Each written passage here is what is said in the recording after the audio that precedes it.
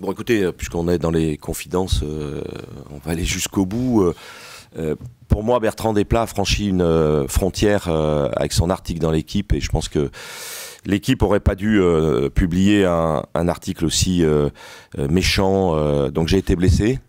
Blessé parce que, comme je l'ai expliqué, ça fait 30 ans que je participe à la vie du football français. J'ai toujours été dans les institutions.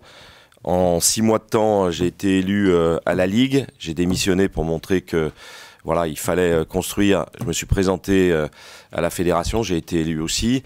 Et puis, en début de semaine, élu pour la 5e fois au board européen de l'ECA.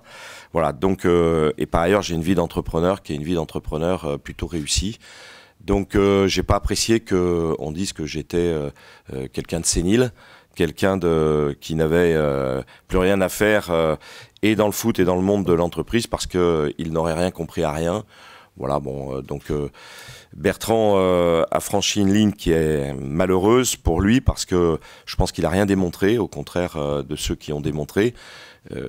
Pour pouvoir parler des entrepreneurs ou des présidents qui ont réussi à faire quelque chose, on peut toujours faire mieux, évidemment.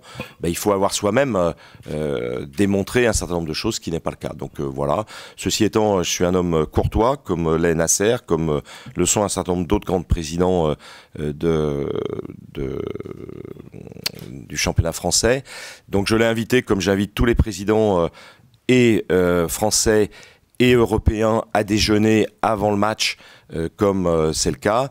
Il a autour de lui des vice-présidents et des administrateurs de Guingamp que j'apprécie beaucoup, qui sont de la génération de Noël Le Graët, donc plus proche de la mienne peut-être que lui, mais qui ont vraiment fait le club de Guingamp comme il est, c'est-à-dire un club très performant. Il faudra d'ailleurs être très fort, puisque l'année dernière, il nous avait fait beaucoup de misère. D'ailleurs, Tanguy connaît bien ce club-là. Donc voilà, donc j'ai pas digéré.